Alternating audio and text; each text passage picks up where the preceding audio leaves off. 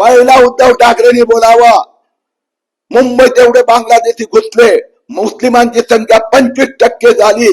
त्यांनी हिरवी गोल टोपी का घातली?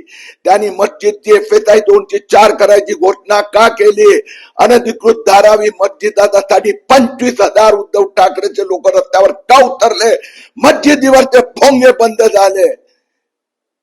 मुंबईचा महापौर हा महायुतीचा हिंदू महापौर असेल. सर, पण तो मराठी असेल अमराठी असेल, कारण तो एक वाद मोठ्या प्रमाणात पेटलेला पाहायला मिळतो, कारण की भाजपने बऱ्यापैकी जे आहेत अमराठी कॅन्डिडेट मुंबई महापालिकेत दिलेले पाहायला मिळतात. ही तर ट्रिक आहे, मुसलमानांची ट्रिक आहे. वोट जिहाद करणाऱ्या उद्धव ठाकरेंची स्ट्रॅटेजी आहे. तुम्ही हिंदूंमध्ये विभाजन करून मुस्लिमांना आणखीन बळकट करू इच्छितात. उत्तर त्यांनी द्यायचं आहे. लोकसभा वोट जिहाद म्हणून जिंकली.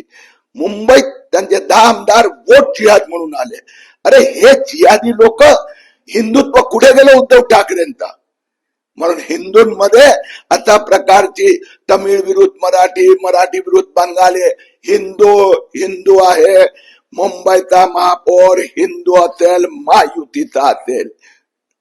नक्कीच मुंबईचा महापौर हिंदू असेल, महायुतीचा असेल, असं देखील वक्तव्य भाजप नेते किरीट सोमय्या यांनी केलं. त्यामुळे नक्कीच आता महानगरपालिकेच्या निकालांती काय चित्र समोर येईल हे देखील पाहणं तितकंच महत्वाचं ठरणार आहे. मुंबईहून मी प्रेम मोरे, न्यूज 18 लोकमत, मुंबई.